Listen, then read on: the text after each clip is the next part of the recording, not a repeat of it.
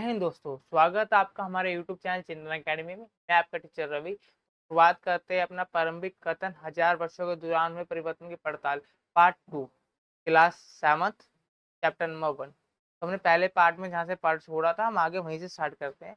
तो हमारा जो अगला टॉपिक था वो है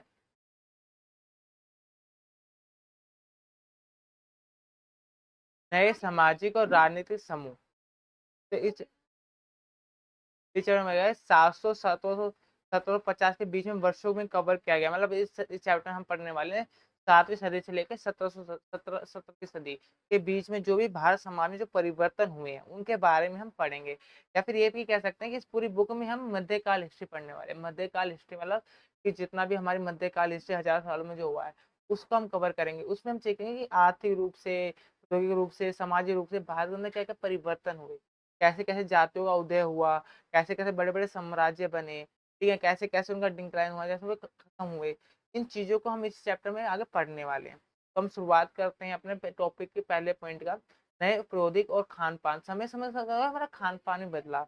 लोगों ने क्या करा, खेती करने के लिए कुछ नए नई तकनीक का इस्तेमाल कर लिया। सिंचाई के लिए रहट, कटाई के लिए खर्च और बारूद वाले हथियारों का इस्तेमाल। बारूद वाले हथियारों का इस्तेमाल से आप समझते हैं जब पहली बार भारत में 1526 में बाबर का पानीपत का प्रथम युद्ध जो बाबर के बीच में हुआ, जो लोधी के साथ, इब्राहिम लोधी के साथ, वो पहला युद्ध था जब भारत के अंदर तोपों का इस्तेमाल हुआ था।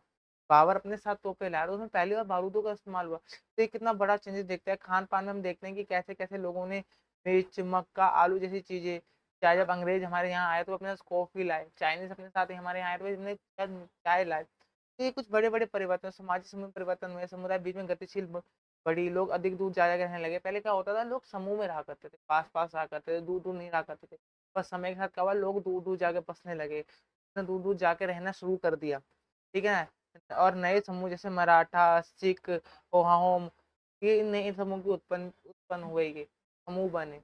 आज हम मराठा देखते हैं, सिख देखते हैं, जाट देखते हैं, कम्युनिटी देखते हैं, इनकी उत्पत्ति हुई, ठीक है ना। फिर राजनीतिक परिवर्तन में हम देखते हैं कि समय के साथ ना समय राजपूत एक बहुत बड़ा महत्वपूर्ण समुदाय उठ के हुए जिसने भारत के ऊपर काफी राज किया। जो हमारे पृथ्वीराज चौहान है वो भी राजपूत समुदाय। राजपूत का मतलब होता है राज करने वाला, राजपूत। तो इसे देखते हैं जो ये वाला समुदाय थे सैनिक रूप से, या फिर सैनिक रूप से सामंत रूप में, सामंत वाले होते जमींदार, मतलब काफी पैसे वाले और मजबूत समुदाय उत्पन्न हुआ, ठीक है ना। फिर उसमें आगे मराठा भी हमें देखने को मिलते हैं, फिर सिख, जाट, ये ऐसे ऐसे बड़े समुदाय हैं जिनका भारत के अंदर काफी महत्वपूर्ण रोल रहा, भूमिका रही समाज के अंदर।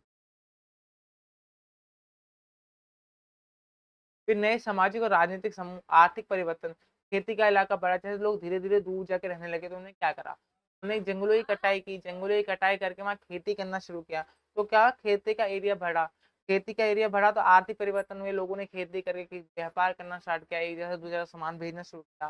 वनवासियों ने अपनी जमीनों की जुताई करना शुरू कर दी। जो लोग वन में रहा करते थे, जो लोग वन में रहा करते थे उन्होंने क्या किया, जंगल काट के कृषि करना स्टार्ट कर दिया।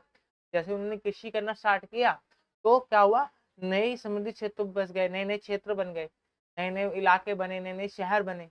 जंगलों के कटने से, वहाँ खेती करने से लोग वहाँ के रहने लगे। तो ये बहुत बड़े जाति और वर्गवाद, ठीक है, जाति और वर्गवाद समय के साथ ना भारत में ना जातिवाद भी हुआ, वर्गवाद भी हुआ। जातिवाद, लोग कैसे कैसे जातों में बंट गए। जैसे कोई भी एक समुदाय हुआ करता जो एक जैसा कल्चर फॉलो करता था, एक जैसा रहा करता था, उन्होंने अपनी खुद की जात बनानी शुरू कर दी, ठीक है ना। और कोई भी जो बंदा बाहर का हुआ करता था, जो करता था, तो उन्होंने एक अलग ही बंदा मान दिया, अलग अपने अपनी जात से अलग मानने लगे। तो ऐसे जात हुआ, जात के अंदर भी वर्ग बनने लगे। वर्ग मतलब है जिनके पास ज्यादा पैसा हुआ करता था, पावरफुल हुआ करते थे, ऊंचे वर्ग बन गए। जो उनके नीचे वहाँ काम क्या करते थे, छोटे वर्ग, उन्हें छोटा वर्ग दे दिया गया। तो ऐसे लोग वर्गों में बढ़ते चले गए, जातियों ने अपने नियमों को बनाना शुरू किया। हर जाति में, हर घर में एक रूल होता है। हर किसी का आप घर देख लो, हर घर में एक रूल होता है, एक सिस्टम होता है जिसके अनुसार व्यक्ति चलता है। ऐसे क्या हुआ कि वर्ग बने, तो लोगों ने रूल बनाए, समूह ने मिलकर एक रूल बनाया और अपने रूल को फॉलो करवाया, समाज में स्थापित किया। जो उन लोगों को फॉलो करता था तो वहीं उन्हें ऊंचा नीचा बांट दिया गया। अगला टॉपिक हमारा क्षेत्र और साम्राज्य। कैसे कैसे लोगों ने समाज बना दिया। इस पाठ में हम देखने वाले 700 से 1700 के बीच में जो पाठ में जानकारी दी गई, इन 1000 वर्ष में क्या चेंजेस, भौगोलिक स्थिति। अब गयासुद्दीन, अब सुल्तान गयासुद्दीन बलबल के शासनकाल में साम्राज्य का विस्तार हुआ और पूर्व से लेकर पश्चिम तक फैला। तो जो हमारे गियासुद्दीन थे, इनके काल में क्या हुआ, साम्राज्य को फैलाया गया, समाजों को बड़ा किया गया, इस समय अंदर ज्यादा ज्यादा क्षेत्र कवर किया। ठीक है ना। भाषाओं में विभिन्न, जैसे अमीर खुसरो एक बहुत बड़े कवि रहे हैं हमारे समाज में। इन्होंने बताया कि भारत में हर जगह अलग अलग भाषा बोली जाती है। आज भी हम देखते हैं ना, भारत में कहावत है कि हर 10 कोस के ऊपर एक भाषा, और भाषा चेंज हो जाती है, हर 5 कोस के ऊपर पानी चेंज हो जाता था। ऐसे सदा से ही रहा है, भारत में विविधता रही है, भाषाएं काफी सारी भाषा बोली जाती है। जो हमारी अनुसूची 8 है, ठीक है ना, उसके अंदर 22 भाषाएं जो जिन्हें हम मान्यता दे चुके हैं, 22 भाषाओं को हम मान्यता दे चुके हैं, और बोली तो कम से हजारों जाती है। फिर राजनीतिक स्थिति, उपमहाद्वीप में बड़े बड़े साम्राज्य जैसे चोल, तुगलक, मुगल के अंतर कई क्षेत्र आते थे। तो क्या भारत कई बड़े बड़े साम्राज्यों में बट गया, Mughal empire, Maratha empire, Chauhan empire, ऐसे ही राजपूत एम्पायर, तुगल एम्पायर, ऐसे कई कई भारत पूरे साम्राज्य में बट गया, एम्पायर में बट गया। तो ये कैसे हजार साल में क्या क्या परिवर्तन हुआ, ये हम आगे वाले टॉपिक में पढ़ने वाले। फिर भाषाएं, अमूल खसरो ने उपमहाद्वीप के विभिन्न क्षेत्रों में बोली जाने वाली भाषाओं का एक सूची प्रस्तुत, क्षेत्र राज्य है। समय के साथ क्षेत्रीय भाषाओं का शासन बढ़ा, जिसमें कई छोटे छोटे राज्यों पे शामिल थे। इन राज्यों की इन राज्यों में बहुत सी बातें प्राचीन परंपराओं से जुड़ी थी, और उन्हें संबंधित ताकतों का प्रभाव था। मतलब कुछ बात ऐसे ना, कुछ रूल हम एक जगह से फॉलो ही करते हुए आते हैं, हम चेंज ही नहीं करते, हमारी परंपराओं का हिस्सा हो जाती है, इसलिए हम उसे फॉलो करते रहते हैं। तो कई भाषा ऐसे बन गई। इस बार भारतीय उपमहाद्वीप के सोशल, राजनीतिक, सांस्कृतिक परिवर्तनों की अनुभूति की गई, कि कैसे भारत के अंदर एक सामाजिक परिवर्तन हुआ, राजनीतिक परिवर्तन हमें देखने को मिलता है, कैसे हमारे अंदर भारत में इस्लाम का जो आगमन हुआ, उससे हमारे समाज में क्या क्या परिवर्तन, ठीक है ना। फिर हमारे समाज के अंदर आगमन हुआ, उससे समाज में क्या क्या परिवर्तन हुए, क्या क्या संघर्ष करने को मिला उन्हें, ये भी हम आगे देखेंगे। समय और इतिहास के कालखंडों पे विचार, समय का परिवर्तन, समय को उत्पन्न होने से लेकर आज तक के परिवर्तनों को देखते हुए इतिहास का समय को केवल एक घड़ी या कैलेंडर की तरह नहीं देखते, बल्कि उनका ध्यान सामाजिक और आर्थिक संगठन में होने वाले परिवर्तनों पर दिया। तो हम कहते हैं ना, हिस्ट्री में क्या होता है कि हमें कई डेट याद करनी पड़ती है, पर जो इतिहासकार होते हैं ना, वो डेटों को नहीं देखते, वो देखते कि समाज में परिवर्तन क्या हुए, आज का जो हजार साल पहले जो हमारा समाज था, जो आज का हमारा समाज है, उसमें क्या क्या परिवर्तन देखने को मिलते हैं। तो हमें भाषाओं में परिवर्तन देखने को मिलता है, हमें लोगों के रहने सहने, खान पान में परिवर्तन देखता है, सामाजिक स्थिति में परिवर्तन देखने को मिलता है। तो इतिहास उसकी रिसर्च करते हैं, उसकी खोजबीन करते हैं, समय का दृष्टिकोण देते हैं, इतिहास का दृष्टिकोण कि समय, समाज और आर्थिक रूप से कैसे परिवर्तित होता है, और कैसे इसमें स्थायित्व रूप से परिवर्तन होता है, मतलब कैसे एक परमानेंट परिवर्तन होता चला जाता है, चेंजेस आते रहते हैं। आज हमारा कल्चर आप देख लो, और आज से हजार साल वाला व्यक्ति भी यहाँ आ जाए तो उसे अजीब ही लगेगा, कपड़े से, खान पीन से, बोलने से, या फिर हमारी सोशल लाइफ से भी उसे अलग ही लगेगा। कैसे हमारे समाज में परिवर्तन है, ऐतिहासिक विभाजन। तो इतिहासकार क्या करते हैं कि इतिहास को समझने के लिए ना, इतिहास को विभाजित कर देते हैं, बांट देते हैं हिस्सों। जैसे कोई कोई टॉपिक हमें मुश्किल होता है, तो हम उस चीज को बांट देते हैं। अंग्रेजी इतिहासकार ने भारत के इतिहास को हिंदू, मुस्लिम और ब्रिटिश युग में बांट दिया, जो एक विभाजनशील दृष्टिकोण था। तो अंग्रेजों ने क्या किया, उन्हें हिस्ट्री को बहुत गलत तरीके से बांट दिया। हिंदू हिंदू युग, पहला जो युग था उसे हिंदू युग बता दिया, फिर मुगल एम्पायर आया तो उसे मुस्लिम युग बता दिया, फिर जो एक ब्रिटिश युग का आया तो उसे ब्रिटिश युग बता दिया। तो ये बहुत विभाजन वाला था। हालांकि आजकल इतिहास का इस सरल विभाजन को छोड़कर अधिकारी और सार्वजनिक जीवन पहलू पर ध्यान दे केंद्रित करते हैं कि कौन से टाइम में हमारा समाज कैसे परिवर्तन हुआ, क्या क्या चेंजेस हुए हमें देखने को मिलते हैं, ठीक है ना।